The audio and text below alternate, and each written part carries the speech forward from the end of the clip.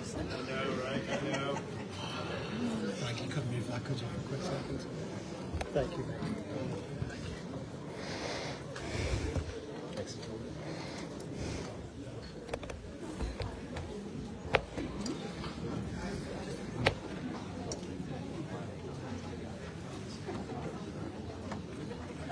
We'll just hold a little longer because there's a few people still coming in.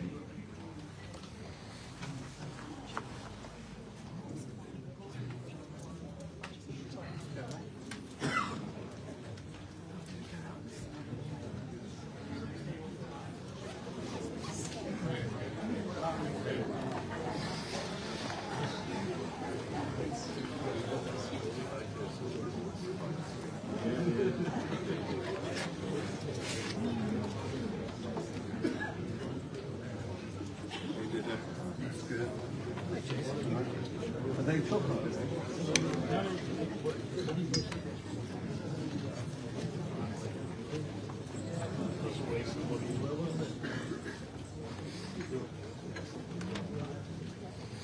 Good evening, Facebook. If you're watching this, let me know if the audio is okay.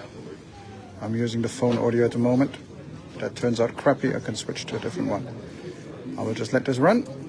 It's full house here, as you can see. Lots of turnout.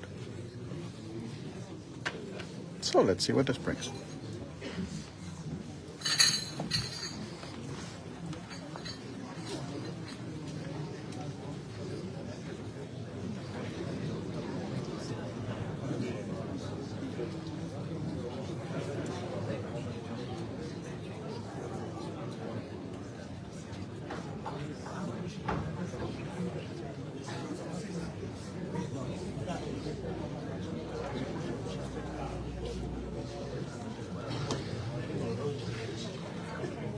Ladies and gentlemen, good evening, a warm welcome. And I'm so pleased to see so many turn up this evening. Clearly self-evident that this subject before us tonight is very, very important to an awful lot of people. Before I begin, if I can just go through the housekeeping issues. We all are all familiar with this. The fire exits are on both sides here. The assembly points in the hotel car park or the promenade walkway to the front of the building. And please turn off your phones or switch to silent. Thank you. If you can, please complete the questionnaire. It will be helpful to inform our future meeting. Members of the press can pick up a press release from the signing in table at the end of the meeting. And likewise, a one-page summary of tonight's presentation will be available again at the signing in table on completion of this meeting. If I can introduce the fellow members of the panel, it's Leslie, Jana, Andy, Ollie, and of course Brett. And they represent the care sector, the wholesale distribution sector, hospitality, retail, logistics and hotels. We've obviously been talking to a lot of other sectors as well, and hopefully those concerned will see their feedback into what we're presenting this evening. This evening will be in 4 sections. First of all, I'll myself identify with you what I consider the problem in terms of its deep-seated nature. Then we'll go on with Brett to the proposed solution, which we've entitled Win-Win. And then we'll follow that with responses from you all, questions, and I look forward to that engagement with you, and we'll all be involved in that. So, what I'd like to start off then with is something that I'm also involved in, which is called Future Isle of Man, or Future IOM. And I'm not, excuse me, I'm not standing, but I'm really concerned about where things are going. And Future IOM has focused on principles of good governance And what we intend to do is engage, if we possibly can, with every single candidate at the next general election and talk through the importance of good governance with them so that they are well armed before they're drawn into government and end up in departments and surrounded by civil servants. Give them understanding of where the weaknesses are. What I want to do is identify these three pillars tonight and relate them back to the concept of the problem before us, which is the proposed minimum wage. The three pillars are the quality of our democracy, the concept of unified government, and high-quality strategic thinking. And I'm now going to take you through how they relate to this very important subject. First of all, democracy. My argument would be that our democracy is beginning to weaken. We can't discuss all the whys and wherefores tonight, obviously, but what I want to do is relate that concept to the problem before us. What I'd like to do is ask you to, I don't know whether Charlie's here from Manx Stop News, is she? No? The angel from the north, I think we say.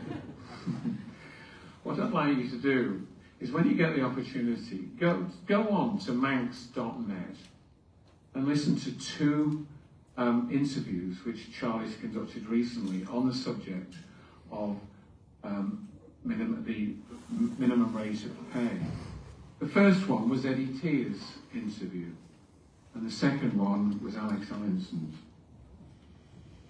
When Charlie sat down and spoke to Eddie Tear and asked him, so how did he put a budget together? He said, the first thing I did was go out and talk to businesses, talk and listen. And then, having done that, collected my thoughts over that, I then went back to the office, as it were, and listened to all the departments. That, to me, is the right and balanced way to do it.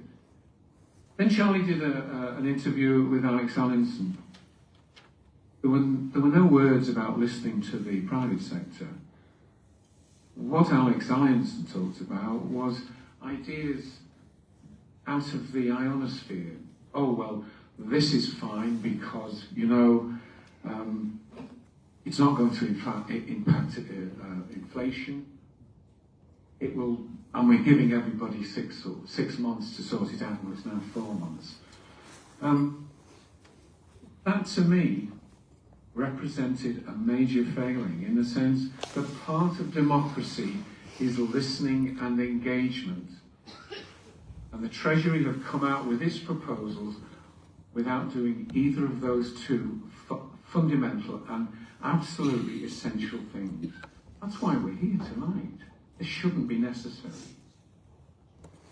So, Treasury's rushed its fences on this minimum rate of pay, but it's been doing that now continually through this administration. We all remember, don't we? Let's have 22% tax. Oh no, let's make it 21. Oh no, let's have a health levy. Oh no, we won't have a health levy. I mean, here is a Treasury not focused, not listening, just snatching proposals. The My Card.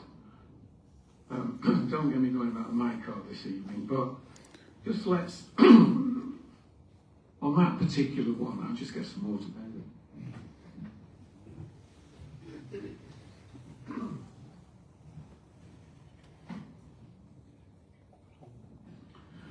Let's bear in mind the Treasury is now just weeks away from closure of the My Card, and yet, according to the last timbrels, over 1,000 people who are still not sorted.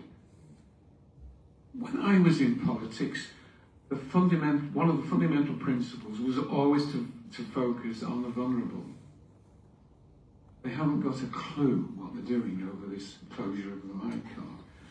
I am informed, and I say this with confidence from the sources it came from, that just before the question was asked, or 3 or 4 days before the question was asked in Tynwald about the closure and completion of the minecart.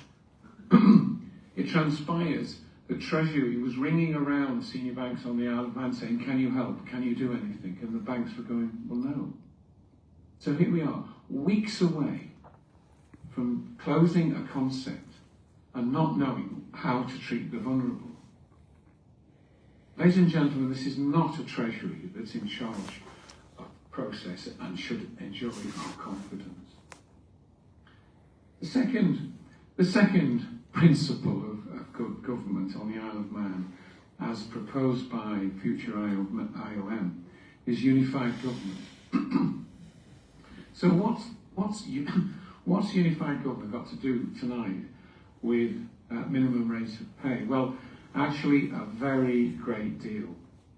Unified government is a door to achieving improved efficiency and productivity in the public sector. And by the way, including the Pink Book forecasts, Isle of Man government will have been delivering significant budget deficits for 20 years by the time we get to 2030. We all have to stay and avoid bankruptcy.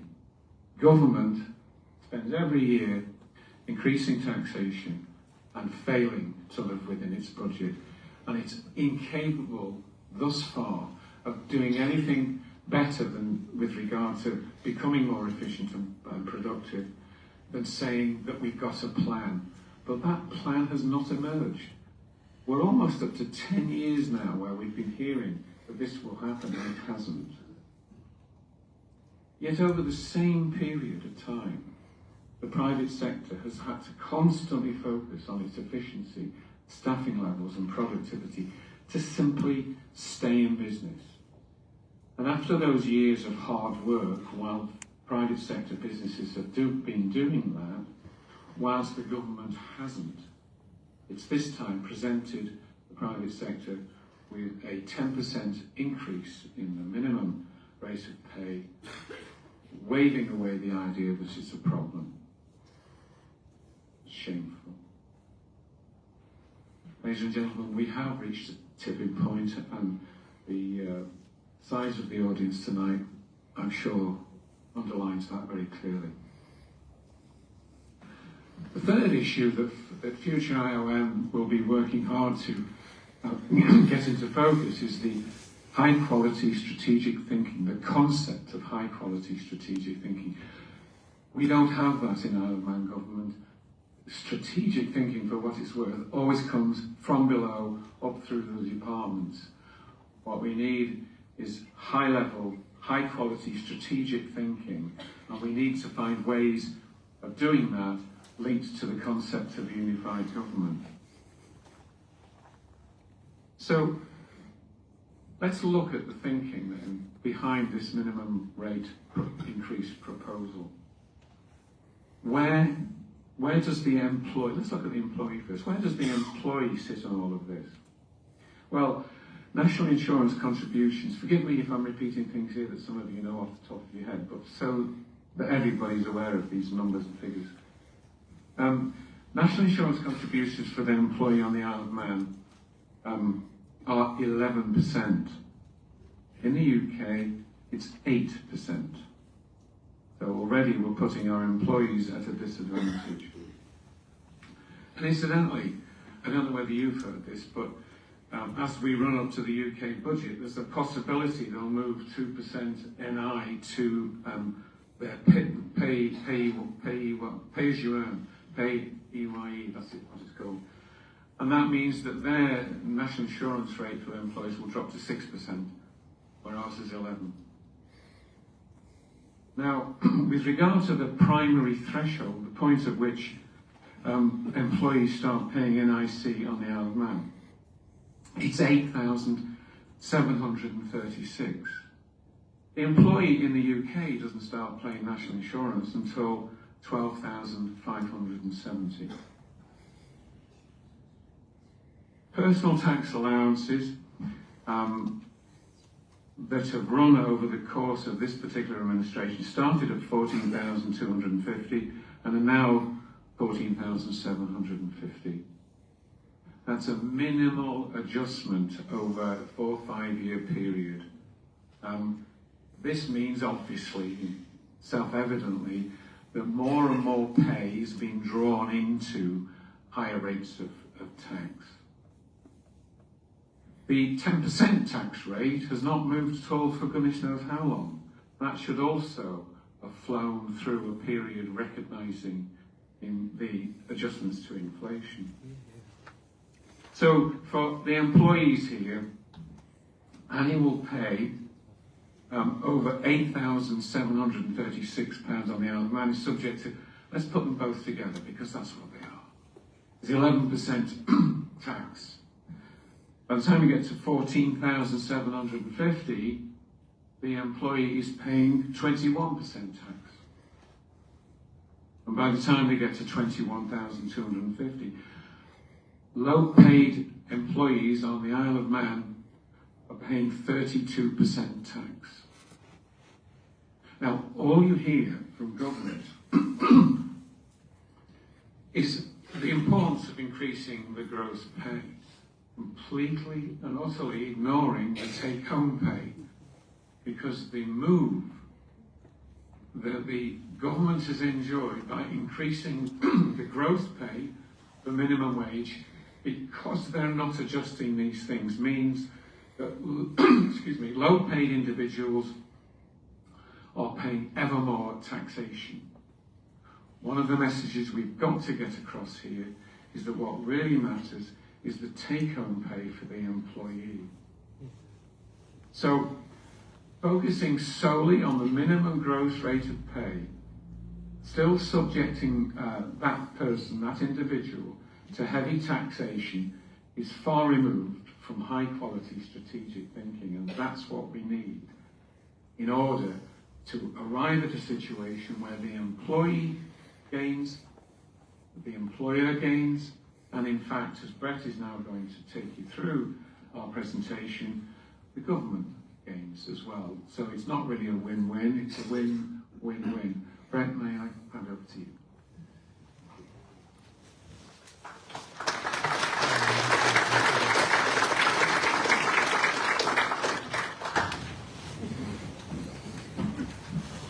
Thank you, Chris.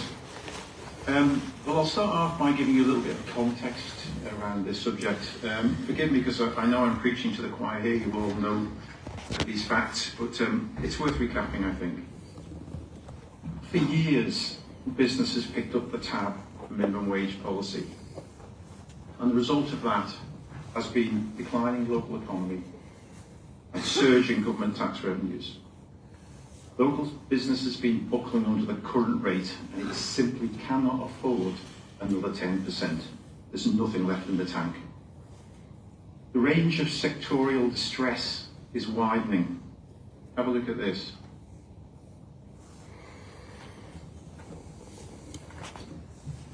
Two years ago, the Minimum Wage Committee would have been getting lots of messages from hospitality, from catering, from hotels. They were at the bottom of this wage scale, which is basically the information from the latest earnings survey of the Isle of Man government. Now, with this latest increase, you're hearing the voices of retail distribution, manufacturing, food and drink, construction, manufacturing general, wholesale distribution. You're even hearing it from the engineering sector. Look how far up that is the pay scale on government's own figures here. It's changing. The high water mark is moving up and up and up and consuming more and more of the economy as a consequence of that. Government can't carry on sitting back and pocketing the tax benefits. It's just no longer viable. It's not a possibility. We all want better living standards for our low paid, but it's time for government to play its part in that.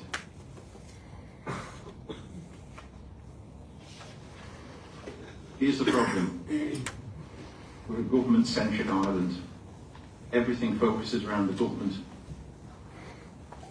Here's the government's payroll over the life of this administration. It's gone up by 35.4%. In real terms, that's 12%, 2.5% to 3% above inflation every year. Have a look at what's happening to you. Your personal tax allowances in inflation-adjusted terms have gone down by nearly 20%. Your low tax band hasn't moved at all, so that's down by 23.5% against inflation.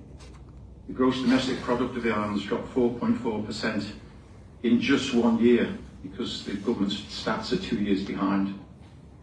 Domestic sector GDP is down 6.8%. Domestic sector profits are down 17.1% in that 1 year. If you take it back to 2012, if you want a long-term trend here, domestic earnings have nearly halved in that period. Halved. And we're only talking about 11 or 12 reported years here.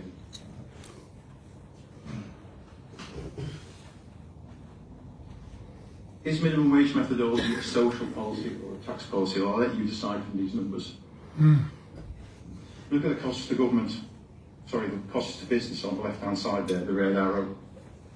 Since 2021, with this latest increase included, the cost of one employee has gone up by £11,260, 63%.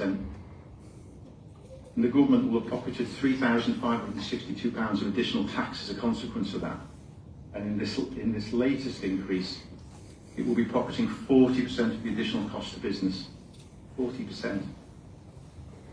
Does that feel like an appropriate minimum wage policy to you? Does it feel like a tax grab? So I know where I'm standing, it feels very much like a tax grab.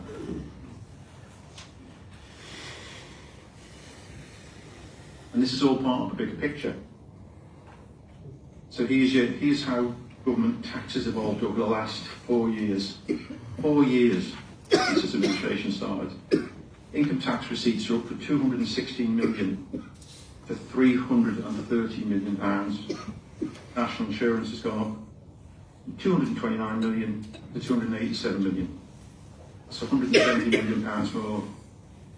Guess where it's all gone? Payroll. Yep.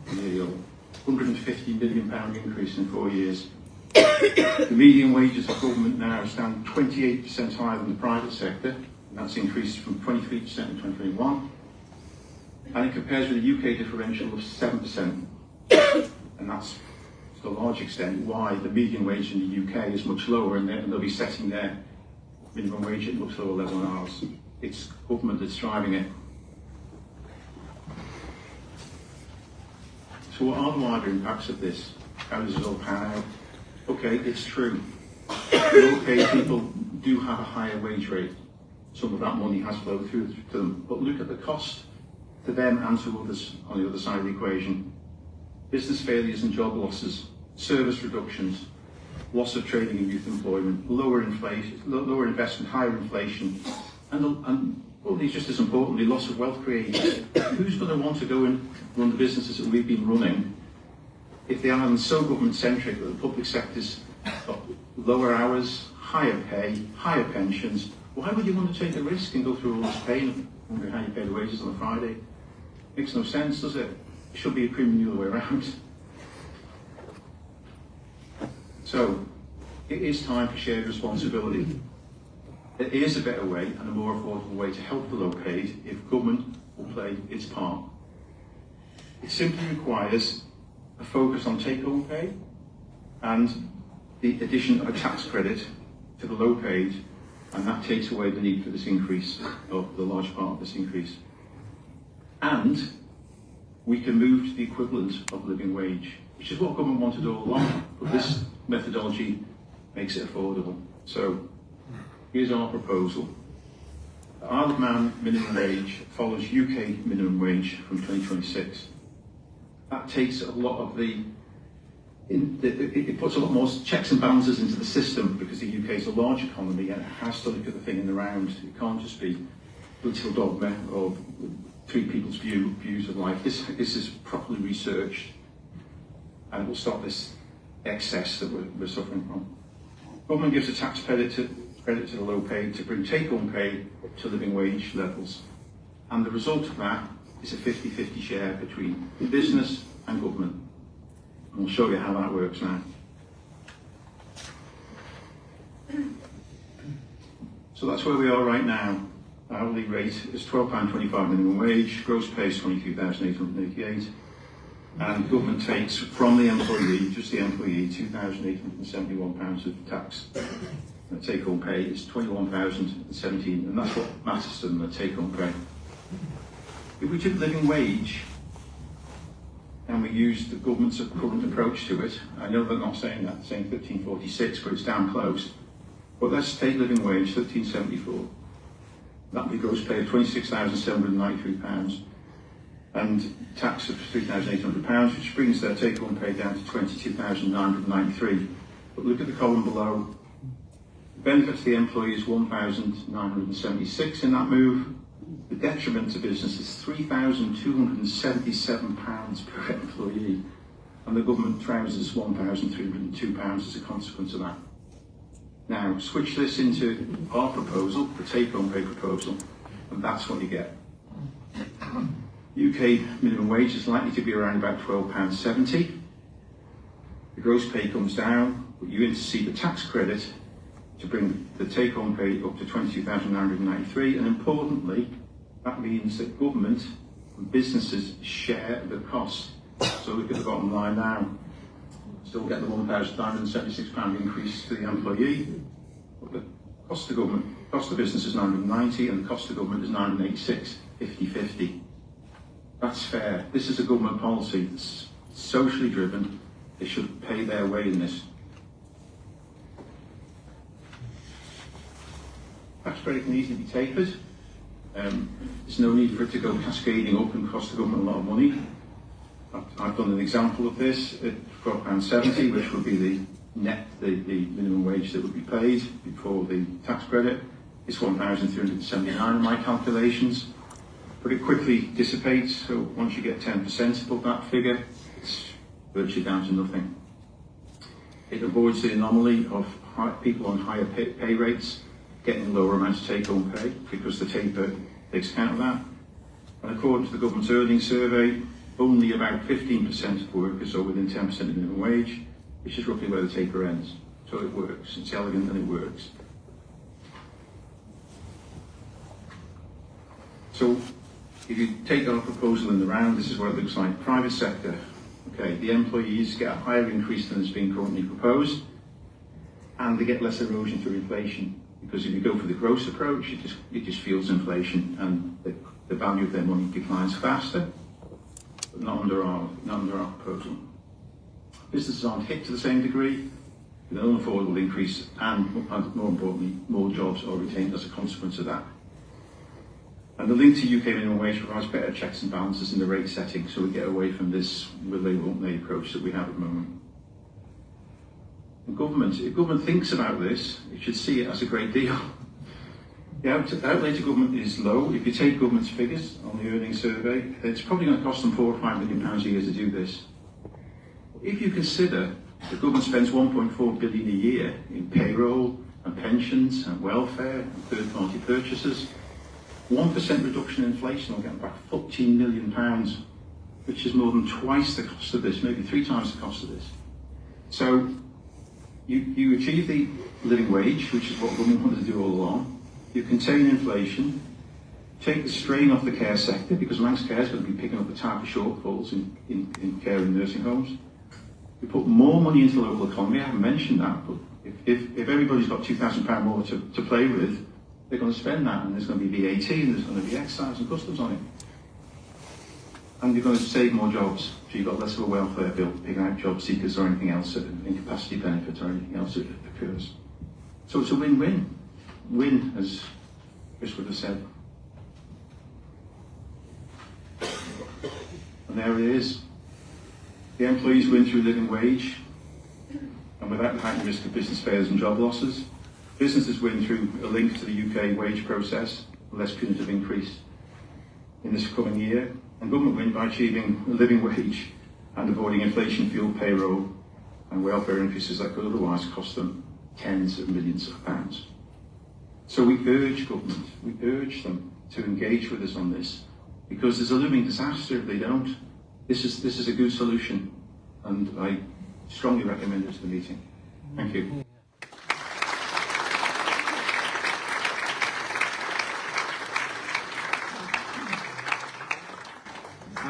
What I'd like like to now open the floor to questions. Guys, please let me know if the audio works okay, or if I should connect another microphone. Just someone comment. Thanks. Volunteers to start the process off.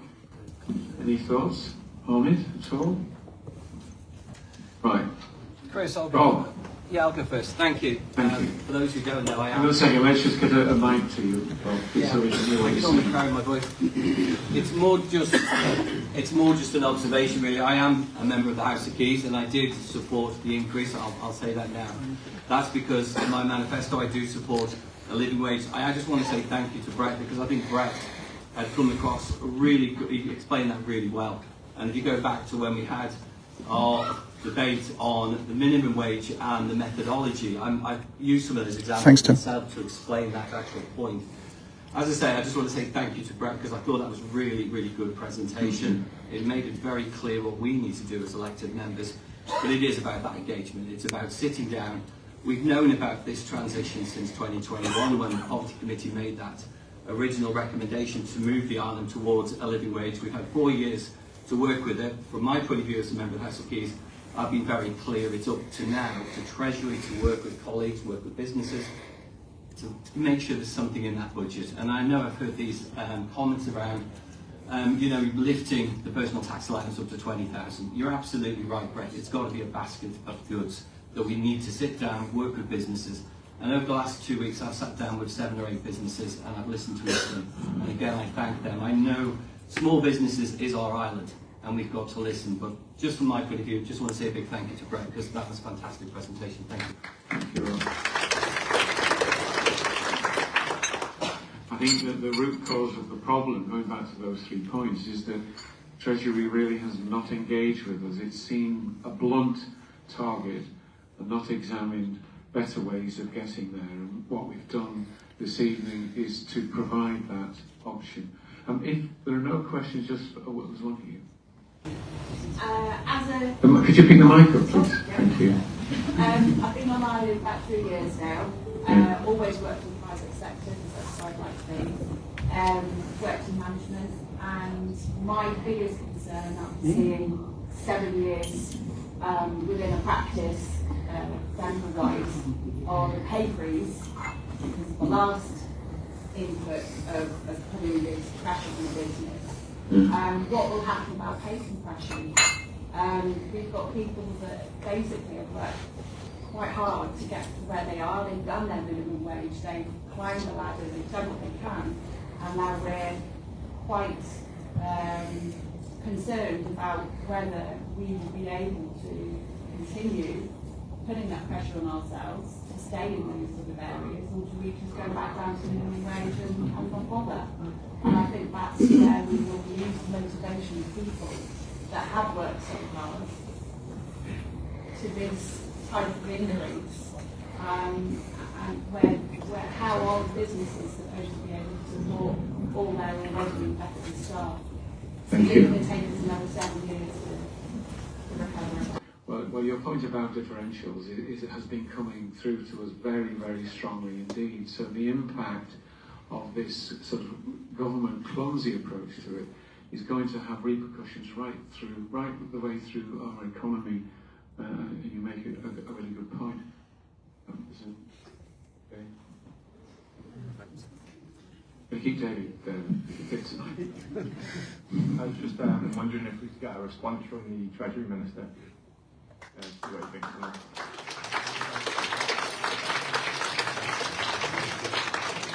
Over to Alex, if you wish to speak. Do you wish to speak, Alex? Thank you. Do you want to come up? I wasn't here to speak, I was here to listen, to be honest with you. I thank those people who laid on this meeting. Again, what we're talking about here has been a long-term position from Tynwald, from the elected Parliament, and now we're coming to the end of that in terms of trying to pay the low-paid a decent wage. But I completely understand that now we're at that level, it's created quite a bit of fear and trepidation in terms of those people running private enterprises, particularly the small ones, who are often dealing face-to-face with their employees. In terms of Treasury's responsibility here, it is looking at the overall tax take, it is looking also at the overall spending right across government, And I absolutely commit to listen to the various voices from today, and also as we go through the process of writing the budget and trying to balance the significant increased investment we put in things like education and healthcare, also balance the amount we're actually taking out of people's pockets, including employers. So thank you very much for the meeting.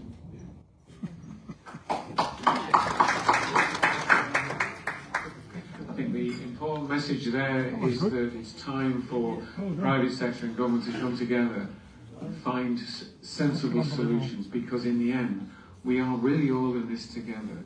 And perhaps as this engagement improves, as Alex has indicated it will, perhaps the private sector can start giving more advice to the government about how to improve efficiency and productivity. I'm sure we can do that. While the risk takers are in the room, in the island plan, the government wishes in the future to impose national insurance on dividends. Now, many of you might take your risk-based salary as dividends, and yet Treasury wants to impose national insurance on those. It's in the island plan for 25-26. I don't know whether it will go through in this Parliament, but we may be having another meeting like this when they do that, because that will be another attack on small businesses on this island. Well, the local economy forum has only just formed around this serious problem, but is more than happy to engage in further matters related to the relationship between the private sector and the government, and we do hope that tonight we'll see the start of higher levels of engagement and a determination to listen to each other, because we're in this together. Sir, Steve? Oh, I beg your pardon, the mic's over here. Sorry, yes, Steve. All I'd like to say is I came in here as bitter as most small businesses are. This has been a terrible period for a long time. Yeah. We've met with the government on innumerable occasions, and with respect, we've been totally ignored. I know Alex will put his point on that, but we have. We've been ignored and pushed to one side. What it has proved tonight is it can be done in a different way, and what Brett's put forward is very, very positive, and that we could get through this without hurting. Never mind saying he wants to pay lower pay to get better wages. They get nothing out of this, virtually nothing, very little small amount. I was talking to two people today. I go to the small, warm and cozy up at the Columba Club. One was a pensioner who only has his old age pension, and he's now paying tax on that. That never happened before, because the starting point has never been risen. And also I was speaking to a man who's a little bit, he needs help, but he does work part-time and he gets incapacity benefit. When the wage has been going up, he's had to plug for lower hours because he's better with the offer the lower hours than the increased hours within what's taken off him. This sort of thing is not helping the lower paid. What the Treasury Minister has proposed is not making the lower paid any better off. They're falling behind inflation every year. And that is not acceptable. And I think that Brett's idea is very worth considering for the long term, and not putting to one side and saying why we're going forward on this tack when this tack is clearly not going to work. Thank you very much indeed.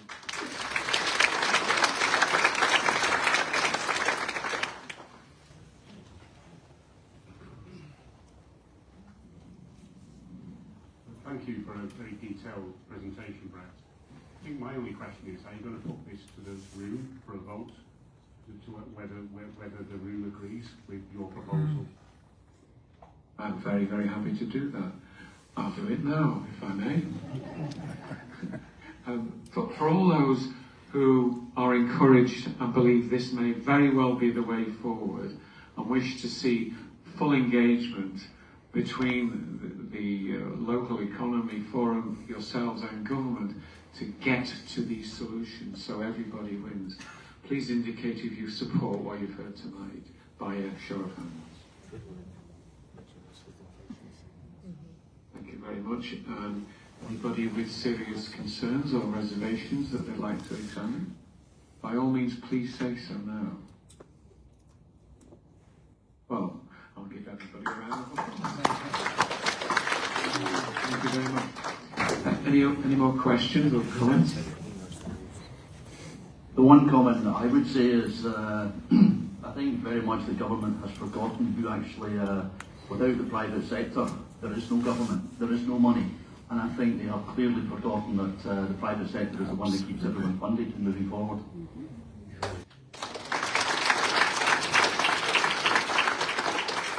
I think right across, if I can expand on that point, if I may, you can see right across the Western democracies that there's been a growing disengagement between bureaucracies and governmental process and the people. And it's getting desperate in some places, and there are big challenges ahead with regard to fiscal well-being. We're a small place on the Isle of Man. We can sort our world out between us as long as we work together to avoid those problems. And Future IOM is very much focused on the concept of re-engagement of the people through a higher grade democracy for the next house. And I do hope that you'll follow the progress that Future IOM tried to make in the months ahead. So thank you. Any? Oh, just one here. Can you hear me, Chris? Yes, yes. Up to now, I mean, it's nice to see Mr. Allinson here. Yes. Up to now, the Isle of Man government haven't contacted a single business concerning this wage rise as far as I can see. And if they're not interested in engaging with businesses, and yet it's just come out in this, Mr. Allinson talking here, that they want to engage with the private sector. So government haven't listened to, they haven't listened to the Minimum Wage Committee, they haven't listened to the Chamber of Commerce, they haven't listened to 300 businesses that have complained and put their point of view. Are they going to listen now? Or are they just going to completely and utterly ignore us? Mr. Allinson, in my opinion, is out of his depth as a minister within that department trying to work out budgets and this type of thing. He might be a very, very good practitioner.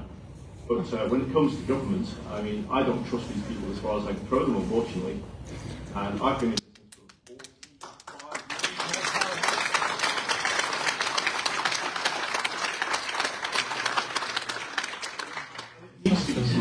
unfortunately, it needs to be said, you know, everybody in this room is in exactly the same position. We're all struggling, we're all wondering where we're going to get the money from. And it's not just the lower paid people that are wanting this increase, but the people above them are all wanting the next 10% increase. I mean, it's increasing our wages massively. I mean, we're looking at 5 years, and 10 years at the most. And we can't afford to stay here and be in business. This government is killing us. I was so disappointed in Rob Hollister, and I did put that on Rob's post. Rob's a friend of mine, but to vote in favour of this. These people are just not listening to what's said to them. And they won't listen on it. You know, we'll go to whatever meeting, the panel, and you know, I respect every member of the panel. I know them all. Brett's a friend of mine. I know Brett for many years. These people will not listen. They're not interested in listening at all. All they'll do is it's like a consultation. They'll brush off exactly what they're going to say and do what they're going to do. They're just not interested. Thanks, Ian. I think we've gone past the point where if government continue to behave themselves in the way that they have been behaving themselves, then they will just continue to get away with it. I'm afraid that's over. That's really over. And I'm going to take encouragement from what Alex Allinson said tonight, that he really will be serious in his engagement. It's no longer, and coming back to Ian's point, it's no longer acceptable that strategic thinking is coming from inside the departments, from officers who may very well be capable of delivering operational efficiency, but they absolutely are not grasping good, high quality strategic thinking there has to be a new way forward. I'll leave it there because I could talk for hours about that subject. So, yeah, I just wanted to raise the point here that I'm a small businessman myself. Small businessman myself. I'm here and I'm getting made to be looking at a pariah because I say I can't afford this anymore. yeah. And that's totally unfair on a small business. And most of these people here are running a small business and they're not there to make a load of profit. They're there to feed their families, look after their staff, and so on. We are not making the Isle of Man people poorer. The Isle of Man government is making the Isle of Man poorer.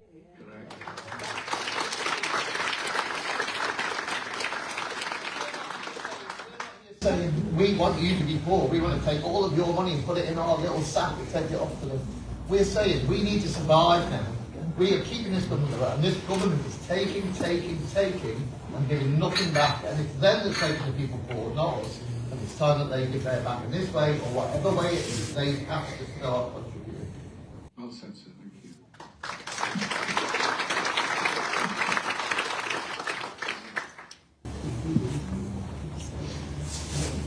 Thank you.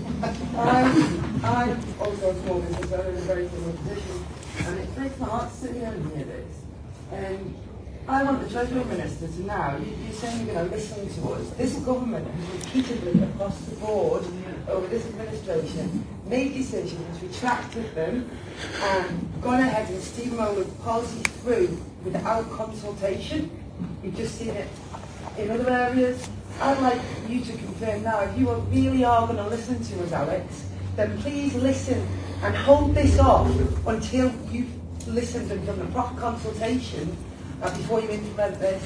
Stop steamrolling things through without consideration the proper consultation process. Because our democracy is lost now. This government is just doing what they think is right. And I'm sorry, but I'm sure you've got enough faces here to realise it's not right. And it's not acceptable anymore. We're not going to lay down and take it.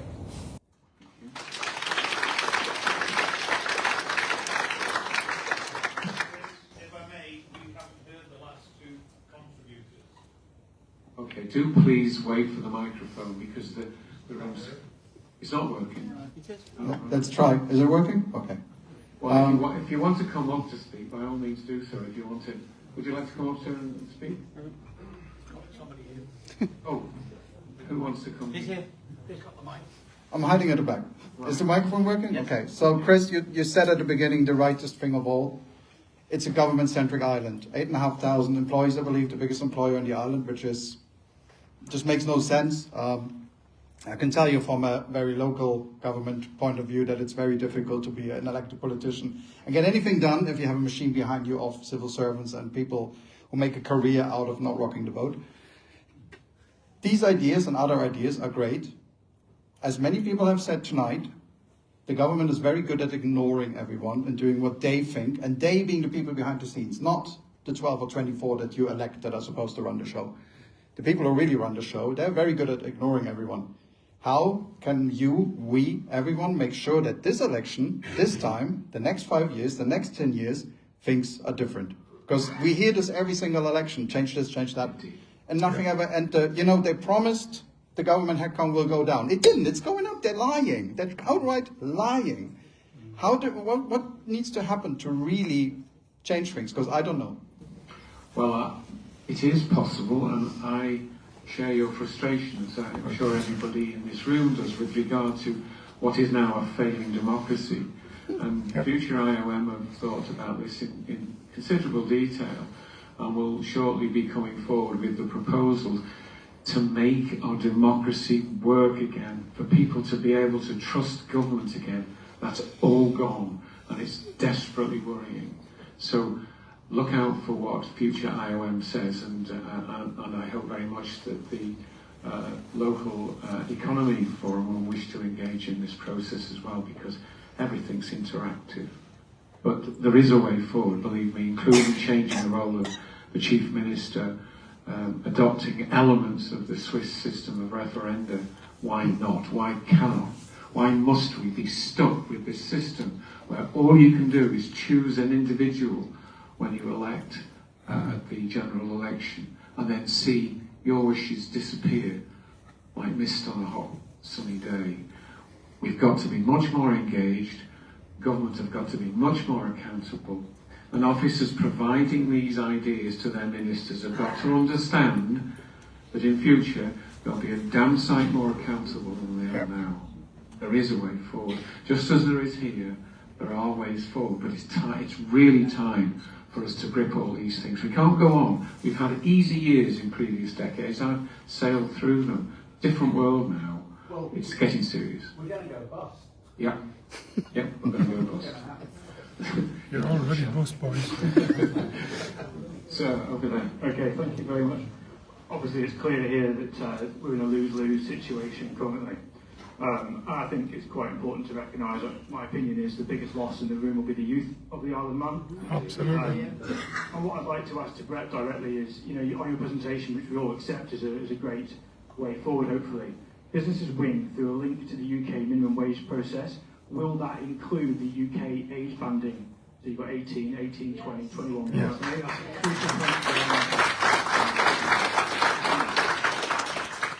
Yeah, I mean, from my perspective, absolutely, we should mirror it. The youth rates have gone crazy on the Isle of Man. I mean, there's even talk of trying to bring 16-year-olds up to the full minimum wage. I mean, it's insanity. I mean, at the moment, we've got a situation where even an 18-year-old is costing the same as a 28-year-old. So what are you going to choose? Okay. So yeah, I'm 100% with you. Can I also add that we fail to do this at our peril. We really do. I mean, if it becomes impossible to employ our youngsters coming out of school, remember it's no longer the great, glorious future to go to university. We want to see more apprenticeships and more people engaged in business and getting used to the disciplines of work. If we don't provide that, we could destroy the future of our children, never mind our economy. Hello. No, you got any? Over. Hi. Yeah, I'm for a treat. I'm a shepherd on the Isle of Man here. You're a what? Sorry, I didn't catch that. A shepherd. Shepherd. I work in agriculture. Right. And I have told my boss that I absolutely will not be training any of these 18-year-olds coming up getting paid that money. It's not happening. In a million years, it's not happening. I would rather do the work myself than pay somebody. We're in an industry where we get told what our product is worth. So I'm a shepherd. I get told how much my lamb is worth 10 days after I've taken it to the meat plant. When we sell barley, when we sell wheat, we get told the price. Then we're getting told we've got to pay kids. Kids, they're 18 years old. They know absolutely nothing. And we're getting told that they've got to get paid slightly less than we are. It's so, like, it's not right. It's the most unfair thing I've ever seen. And I cannot understand how anybody thinks the agricultural industry will be on its knees because of this. We cannot take people and pay them that amount of money. It just isn't possible. But anyway, that's all. Thank you very much.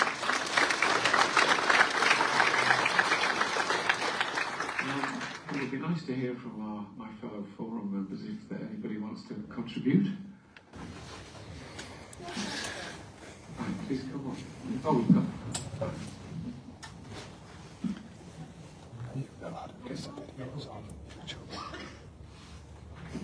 Where are you from? Germany. Good evening, ministers, audience. I'm here this evening to highlight the challenges facing the local care sector. Our organisation employs nearly 400 staff, primarily across 3 nursing homes. Every single one of our staff members do an amazing job, caring for the island's most vulnerable and elderly people. They absolutely deserve to be paid a wage that reflects their compassion, their skills and their dedication to their profession. But I wish to highlight to Treasury something that they may not be aware of. The operational reality for the care sector is that we run with fixed, non-negotiable costs. Take our nursing homes, for example. We can't turn off the heating. We can't reduce our opening hours. And we certainly can't reduce our staffing numbers. Why? Because our residents' care, comfort and safety rely on all of the above. We in turn also rely heavily on other local businesses for supplies, services and maintenance. when they face cost pressures, those are inevitably passed on to us as well. Like many other sectors, our staffing costs alone account for around 60% of our total turnover. Under the current minimum wage increase proposal, if we were solely expected to absorb the rise in wage costs, we would be left with only one viable option, and that is to significantly raise nursing care fees and raise them beyond the prevailing rate of inflation. Please know that we in the care sector fully support fair pay for our incredible staff. But without further consideration of the current minimum wage proposal, the increased costs will inevitably fall to our elderly and vulnerable residents. In the likely event that care costs become unaffordable for most, then ultimately the funding gap we anticipate will fall to Manx Care and Treasury to fund, placing even greater financial pressure on public budgets. Thank you.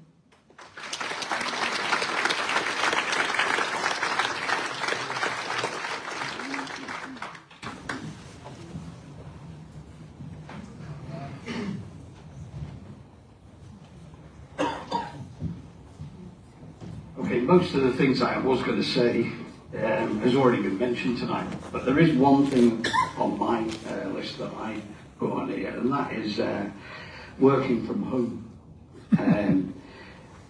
Basically, the hospitality sector contributes to our local economy, supporting employment, tourism and community life.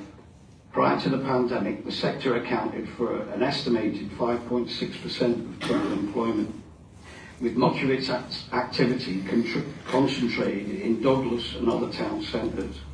However, widespread adoption of working from home altered the landscape. Reduced office attendance has directly impacted weekday footfall, particularly in Douglas, where hospitality venues relied heavily on civil servants, finance professionals and office workers. Few commuters mean lower daily demand for breakfast, lunch, after work trade, resulting in a decreased turnover for cafes, restaurants and public houses. Recent data from business surveys indicate that the weekday trade in central areas remains 20 to 30% lower, below pre-epidemic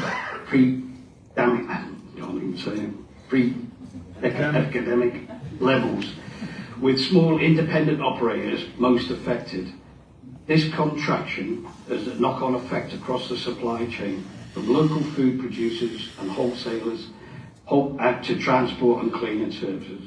Employment within the sector has also tightened. Some businesses report difficulty maintaining full staffing levels all year round, leading to a reduced opening hours and limited service capacity.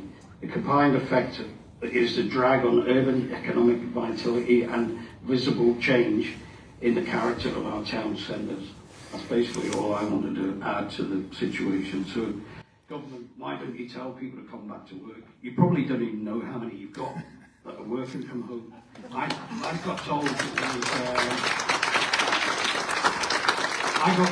there was people actually working in the UK and getting paid by the government, and they probably don't even know that they're being paid by the government. They're probably not doing a job. I could tell some other stories, but I'm not going to.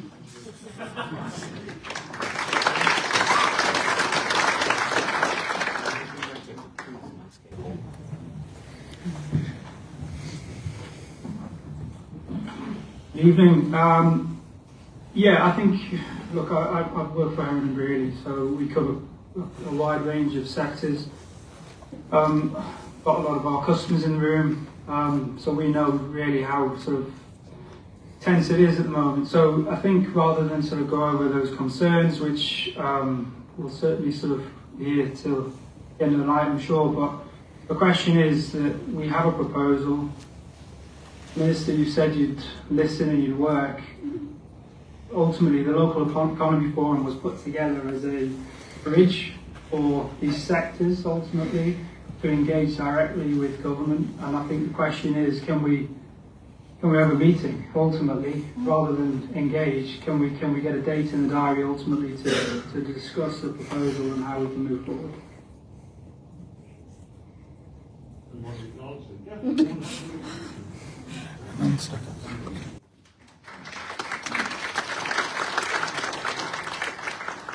So with anybody else? Oh, here we go. Well, we just had again, because we've had a meeting very similar to this 18 months ago in the Max Museum when the LBA and we were promised the world. Thank you, it's working now. And we were promised the world from the government at that stage, and Alex and his group, and what we got was a Hospitality Isle of Man board, which has met 3 times. 3 times. And just puts another layer of bureaucracy between us and the decision makers. And we spoke that time about the government must start moving at the speed that business has to move to stay alive. This is an absolute joke. We're 18 months down the line and we're all in a far worse position than we were then. And you're putting more and more and more onto small businesses. We're not talking, I'm not talking about being H&B here. I'm talking about a small business that has to survive. And all of these people that are fighting to survive here. And you're not moving, Alex. I've spoke to you loads of times about it. You're just not moving, and your officers just don't care. They do not care about the small businesses of this island, which are keeping this island going. And as your e-gaming runs away, and all of those other issues, we're going to still be here, and we're going to have to take on more and more and more, unless you get to deal with the bloat and the problems that Isle of Man government have created for this island at the moment.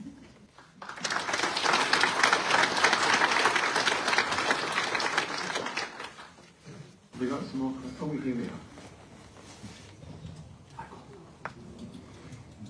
Thank you.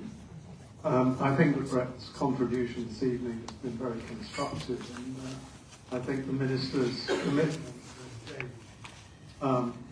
is very encouraging. Needs to deliver on. I think that what we're talking about this evening is just one symptom of a much bigger problem. And that is a desperate need to grow the economy. And in that sense, we really are all in this together.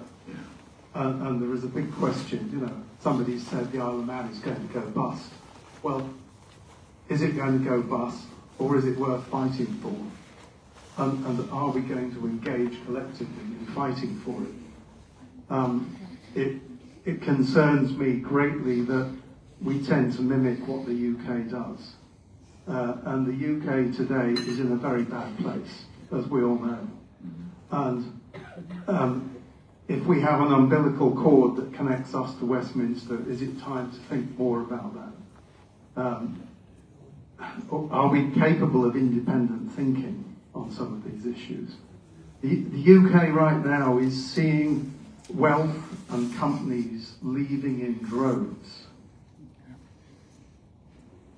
16,500 is the latest figure I've seen of very wealthy people leaving. Lots of companies are leaving. They're leaving the stock exchange. Where are they going? Are any of them coming to the Isle of Man? I'm aware of absolutely no one. And yet, places like Dubai, Italy, are benefiting massively. It would only take a small proportion of those people if they could be encouraged to come here, if we could see some positivity, and it could make a real difference. Thank you very much indeed.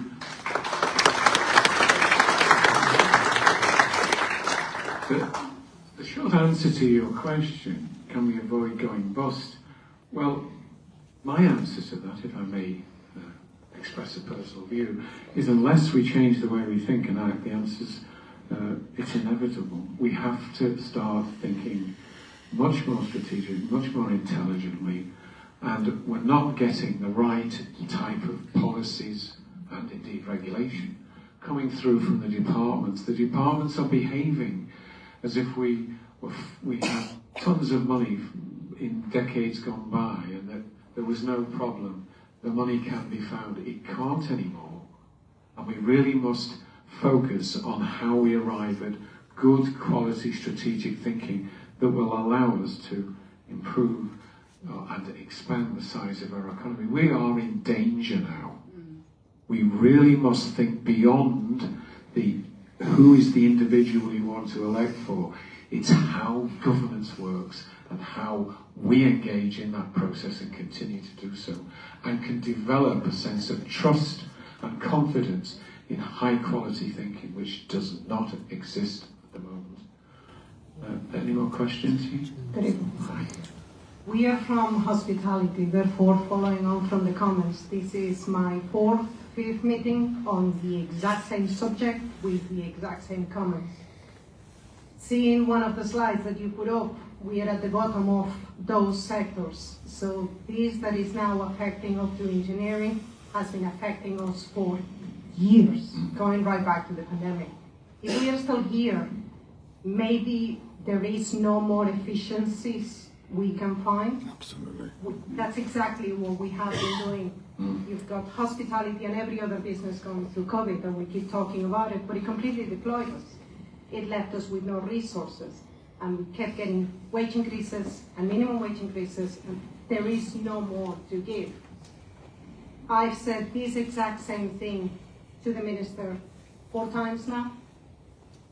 I keep getting the same answers. We'll think about it, we'll talk about it. So this has been voted into, well, this has been approved.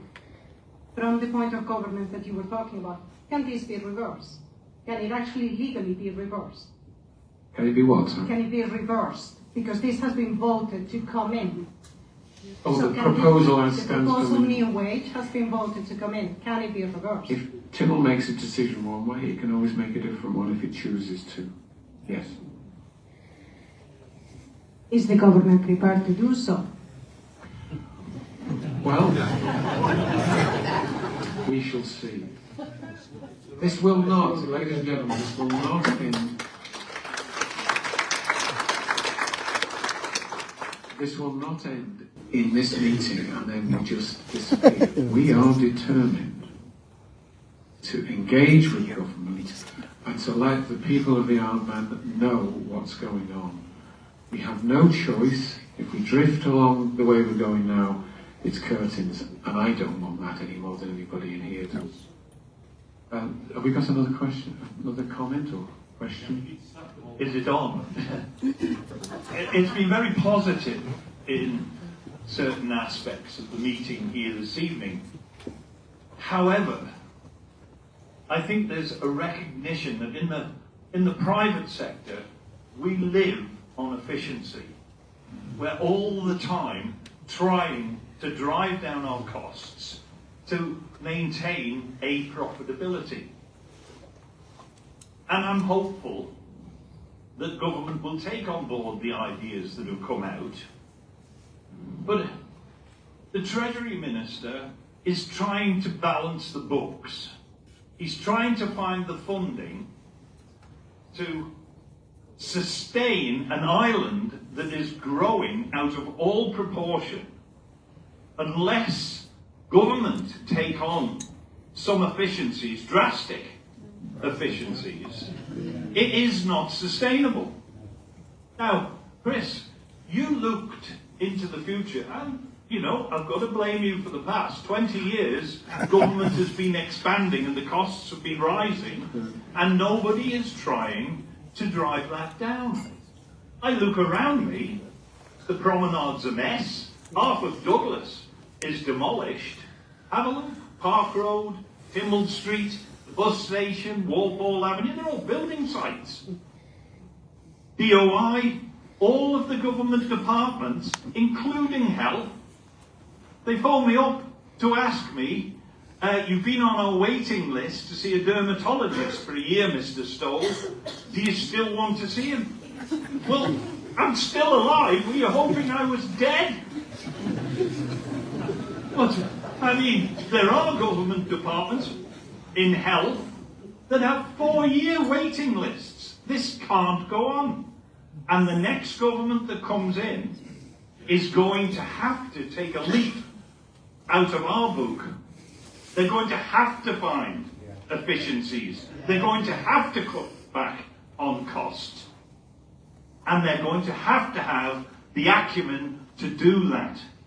So this election is probably one of the most important in the Isle of Man's history. If we don't get the right people in, then we are truly finished.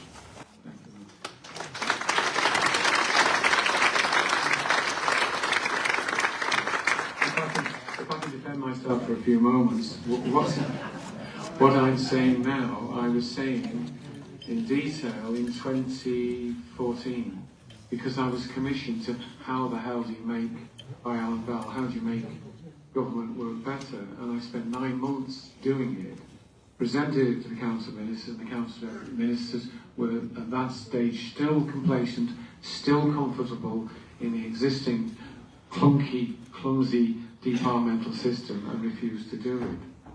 I stepped down because of that. I stood again in the next election on the little, what was it called, the little green book of government reform.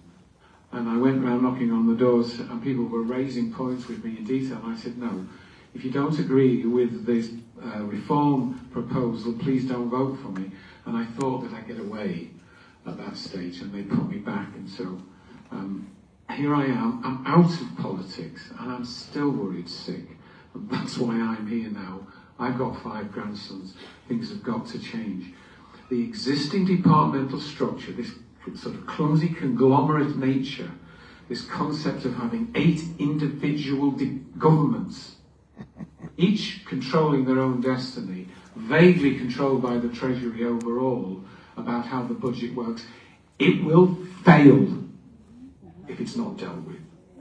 This must be something that we focus our minds in at the next election.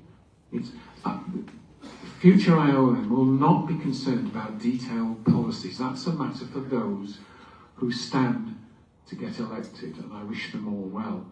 But they must understand governance must be improved, democracy must be improved, efficiency through unified government must be improved, and strategic thinking, as we've discussed tonight, must be improved. We cannot go on like we're going on now. Sorry, I'm getting on. Thank you. Okay, so Treasury said to us a couple of weeks ago that we have time to implement all these changes and costs. Next week or the week after, we are going to be impacted by the UK's budget. In February, we're also going to have our own secondary budget, and we're also going to have increases in rates, both local rates, water rates, increases from our utilities. These will all be factored into our costs. Now, we could equate to an increase in costs of between 10 and 15%. The question to the room is, will our customers accept an increase in their prices of 10 to 15%? Because I know for a fact, majority of us are going to say no. So we have to turn around to Treasury and say no. Thank you very much. You make a very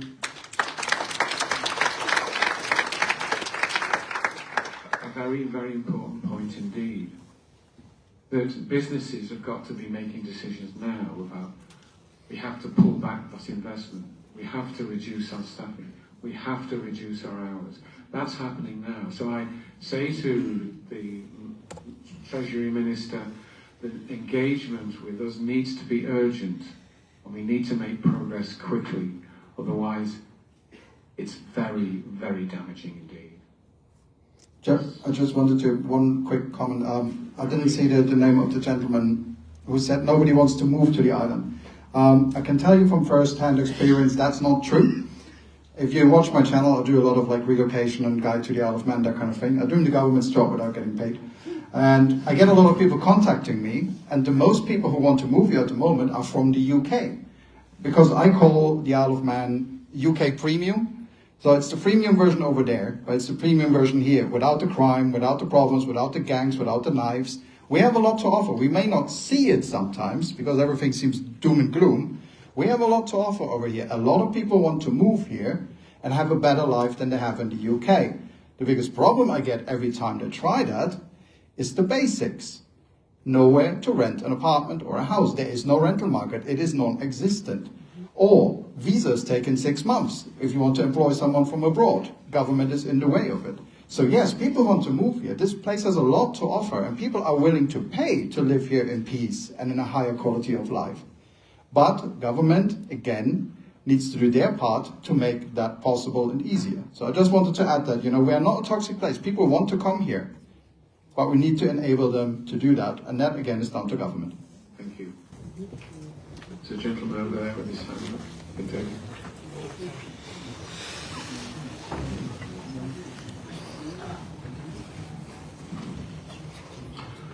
Thank you. Floor's yours. Hi, my name is Daniel. I actually had a really nice conversation with Jana today, and I also work with Andy on supporting the local small businesses, especially on the small producers of the island, of which Robinsons are really, I think they're the best company on the island, supporting a lot of our small producers. With all the traders and the producers that we work with, a lot of them are thinking of closing their doors, shutting down. And I think the economy that we've got around the small businesses looking to grow and looking to scale their businesses is a part of the backbone of the island economy at the moment. And what's happening with the discussions surrounding the proposed increase is a lot of those companies will just not be able to survive. And we're getting rid of all the Manx-made stuff. We were discussing using local ingredients. The local ingredients are getting so expensive. It's cheaper to go and buy a Tesco brand than to use a local ingredient. You know, and a lot of the produce that we're putting out, it has a price ceiling. Like Jana said to me today, they're seeing a lot of the products are becoming a household item. It's a must-have for every day. And when the prices go up on those items, they become a luxury item. And they're sitting on the shelves and going out of shelf life.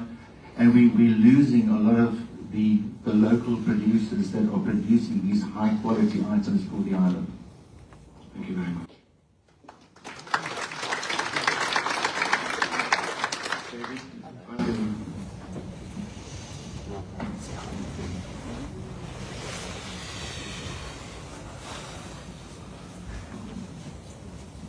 So, I know a lot of things have been said throughout the evening, and we've talked about most things. The government's made up of civil servants, very highly paid civil servants, economists, and all those kind of people that give us the information, or theoretically the information that we need to grow. That's failing. That's without our ministers at the front. The backroom staff, the people that are giving them all the information so that they can run for office, so that they can stand out in front and tell us what we've got to do, aren't doing their jobs properly. Because we wouldn't be in this trouble if we were making the most of our economy. Thank you.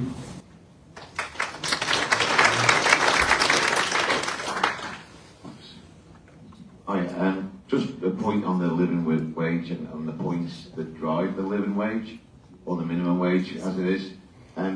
There's 3 points there that the government could deal with. Is the energy prices, the carriage prices that drive probably higher food prices, and the rent or housing on the Isle of Man. Those 3 things that are driving the living wage, the government can control and can do something about, and can reduce and make it better for everybody in this room, not just the lowest paid. Again, if I'm permitted to offer a personal opinion, going green is important, but the preoccupation with expenditure regarding the concept of net zero is becoming almost a religion, in the sense that those who are absolute in their views close their ears to anything that doesn't agree with that scenario. Result, you hear, for example, that the interconnector that's going to supposedly come from the UK to supply our energy when our renewables aren't working has jumped from 100 million to 200 million and put it out of the window. I now question the whole structure of the current energy policy and suggest it's collapsing around our ears and it's time to think again. That's a personal opinion, not necessarily held by other members, but we're putting ourselves in danger there as well. So. Thank you. As a retailer, I find it really frustrating, along with the other business owners in here, that we have 2 MHKs that have come in this room tonight to say they're here to listen, yet they haven't done that before they actually took this vote. You know, the Treasury Minister, he's my local MHK, I believe, but you wouldn't know because he never actually comes down and talks to anyone. And then we have Rob saying the same thing. The consultation was there before. We had a minimum wage committee. They don't listen. I mean, we had a meeting a couple of years ago now, probably with the Department of Enterprise Minister. He said if a business closes, another one will replace it. That's a comment. You know, that's the attitude that we have in government now. They're truly not interested in what problems we have. I've been told just put my prices up to compete, to make it pay. Yet I have to compete in a UK market. You know, I have other pressures of carriage and everything else that's been mentioned in here. Yet I have to actually sell at UK prices. If I don't sell at UK prices and compete on that, I won't sell product, which means I can't pay the staff. And they're so short-sighted and truly are not interested. And to be honest, I don't even believe that them coming here tonight will make a difference. They're not interested.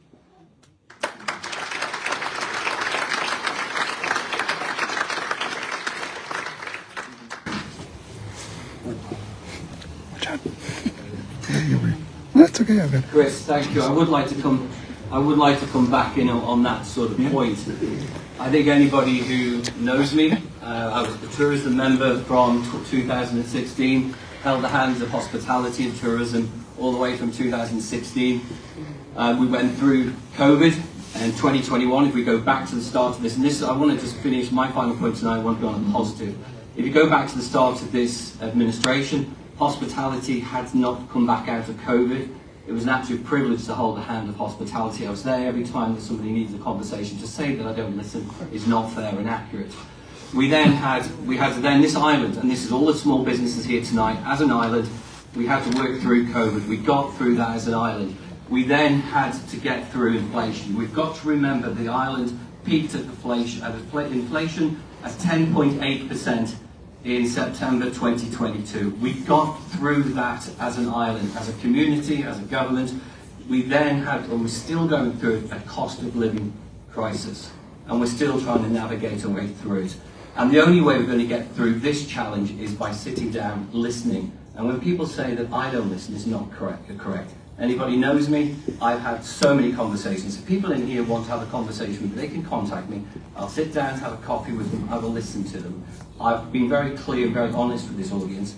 The reason why I support it is because I genuinely believe we should move towards a living wage. Hopefully we could have done it in this administration, but I'm not stupid enough not to know that in 2020 or 21, when I wrote my manifesto, the minimum wage was £8.25. Nobody in this room could have foreseen that minimum wage was going to increase to around £13.46 by 2026. So I am listening. I do understand what they are. I do think the methodology is wrong, and I've said that in previous speeches, and that's why I congratulate Brett, because if people go over my speeches, which are online, clearly highlight that there's something not right with the methodology. We need a proper minimum wage, as I say, either follow the UK or we bring in our own minimum wage that actually reflects living here. And people have talked about higher rents on the Isle of Man. We've also talked about higher costs of bringing goods in here. We've got to level it down for people. So to say that as an MHK, I'm not listening, that's not correct. And the only way we're going to get through this is a Treasury, a central government, and small businesses and medium businesses work this through, and we deliver that living wage. If we can't do it in this administration, we deliver it as soon as we can in the next administration, but we do it together. Thank you. Sorry, well, you didn't get through those challenges. We did. I agree. I'm not denying. Hang on a second, well, let's not just have a... Can I just ask Rob a question? Rob, do you support, in principle, this idea of government sharing an element of the cost so the whole thing becomes... I've actually said that, Chris. I've said it all the way through it. I felt the methodology. And if people go to my speeches when we had that debate on methodology, I stood up in Tynwald and said the methodology wasn't right. But when it came down, and the reason why I voted as I did, was the fact is the living wage has been calculated significantly higher than the figure that's being put forward. So from an election point of view, what I put in my manifesto, what people elected me for, was very clear in that I said in 2021 I wanted to see the transition to the living wage. But there are other costs, and I've been very clear in my speeches, there are other costs that are impacting the living wage and the minimum wage at the moment. One of those that they've highlighted is the general cost of bringing stuff over. It's the rent. And as I say, I genuinely, and Brett knows that, and Brett's had many conversations and meetings with me over the years, during 2016, all the way up to when I stopped being a political member, I absolutely would have hundreds of meetings with hoteliers and with businesses, because I really genuinely care. And the only way we can do this is by us doing this together. And I understand everybody's comments here, and I do appreciate them, I really do. Thanks, Rob. This gentleman here. I just want to say, Rob, when you signed up for the minimum wage, that's fair enough, but did we expect that our tax threshold would go up 500 quid in that same time? I can't speak for Treasury, I can only speak for myself. No, if you're going to vote for one thing, you've got to vote for I agree. everything. Next stage is to see what's in the budget, and you know well, it's not going to be 500 quid. Somebody else have the hands up. I think this is exactly the problem. The fact that one of the MHKs thinks that we got through this. No, the private sector did. Government didn't. They continue to run a deficit every single year. So we may fix this, we may get a different way of calculating this, but if they don't change the way they think, and they don't understand that they have to stop doing this, within 18 months they'll be back looking for more somewhere else. If it's not going to be minimum wage, it's going to be on the rates, it's going to be on business rates, on council rates. They have to change the way they think. They didn't get through this. We got through the challenges. Thank you very much.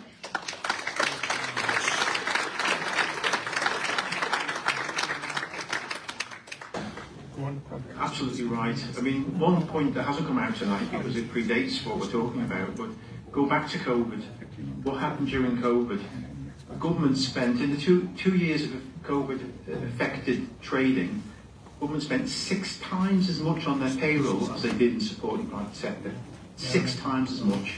And that's forgotten. Everybody stayed on full wage, they worked for government. We were all on £200 a week. That's forgotten now, isn't it?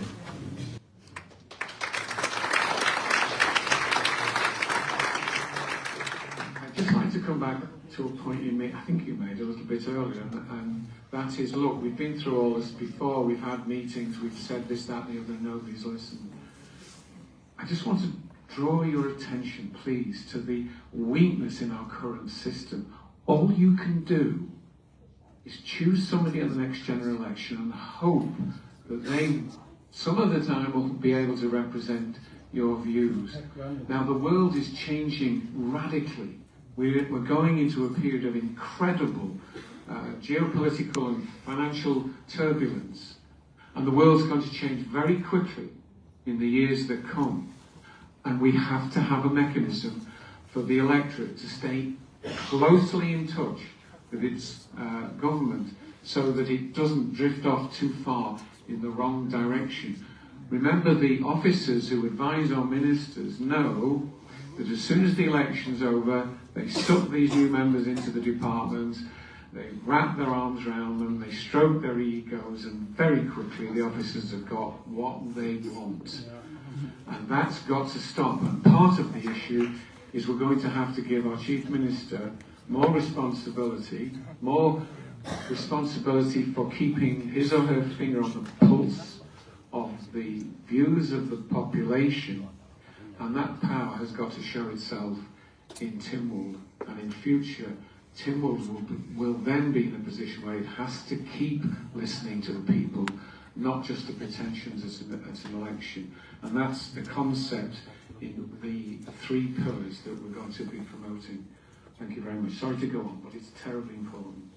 Chris, would you still have council ministers? Yes, but the departments would be brought down to operational units. If you have an overarching umbrella organisation, you no longer in government, a unified government, you no longer need to shove all these bits and pieces of roles and functions inside departments, and then they become sort of clumsy conglomerates where the CEO disassociates his or herself from the frontline services. We are future IOM is going to lay out very carefully how these three principles can change the world and give us confidence back in our government. The Council of Ministers would remain, but powers would go back to Tynwald, which have been lost. Let me just quickly, if I may, explain how desperate our current system of democracy has failed. A minister in a department can take a concept forward. It may have come from the mind of the CEO. As long as that minister takes that point to the Council of Ministers, then the members, the political members of that department, have got to decide, do we go with the minister or do we not? If they don't go with the minister on the floor of Tynwald, they're out of the department. A minister going to the Council of Ministers has only got to get 5 votes, 4 except themselves, and they can dominate the Council of Ministers. When the Council of Ministers make a decision, that vote has to be then total, the whole 9, plus the 2 who are probably voting for something they don't believe in. It is perfectly possible for matters to go through Tynwald now on the nod that don't even enjoy the majority of the members of the House of Keys. That's the mess that we've got ourselves into, and that's one of the things that will change if people support these 3 principles. I sort of answers your question, does it, a little bit?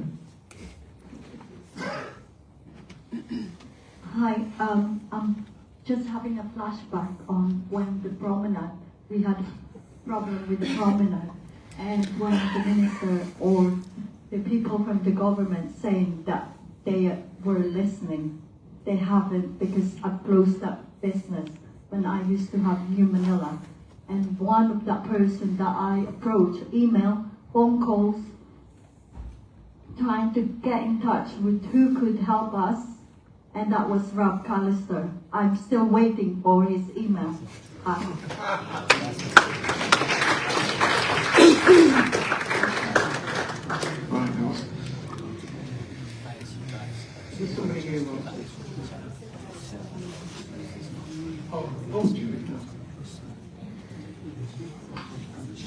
Hi, I'm in retail, and I just want to back up what Chris Blatcher said and also John Galley.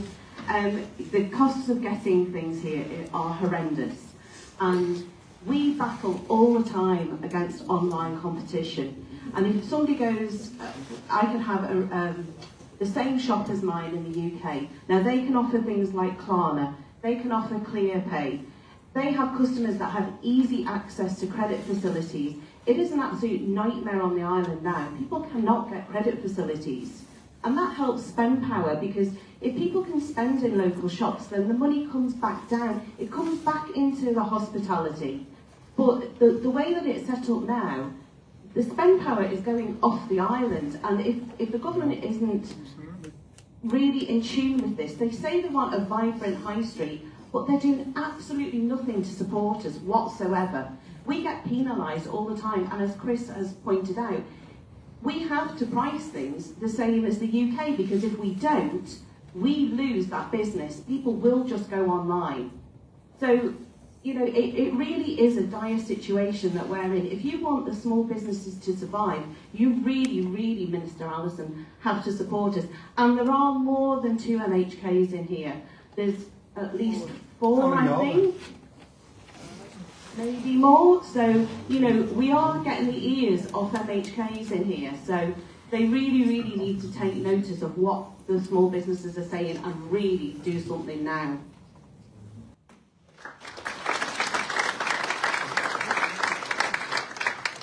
Hello, I am an MHK, I'm Julie Edge from Unkin.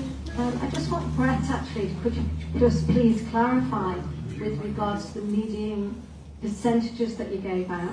I think I heard that the UK median wage is 7% calculation, and the Isle of Man's 28%, and that's because we include public sector in ours, is that correct? Yes, that's correct, Julie. Yeah, when you research the UK public sector median, it's 7% above the private sector. Here it's 28%. And we assume that's because the UK doesn't include the public sector; it's purely the private sector median earnings. Well, I don't think they do. I think they probably include both, but the distorting impact of public sector is just infinitesimally small compared to what it is here. So that's something that could be fixed. Ladies and gentlemen, does that conclude the questions? Let's see this just as the beginning. We will take the matter forward and we will keep going. We have no choice. We will raise the issue of minimum pay in the public arena. We want people to understand that we're proposing that there's the take-home pay is the important thing, not the gross pay. The government must play its part in working with the private sector to make sure that everybody gains. And let's hope that this is just a beginning. So, ladies and gentlemen, bearing in mind that where's this form that you've been asked to fill in? Where is it? They've already got them. Have you already got the forms? Yeah. Do please complete those before you go home and leave them with us. We'd be most grateful. And thank you very much for your attention tonight. And as I say, let's hope this is the beginning, not just a meeting. Thank you very much indeed.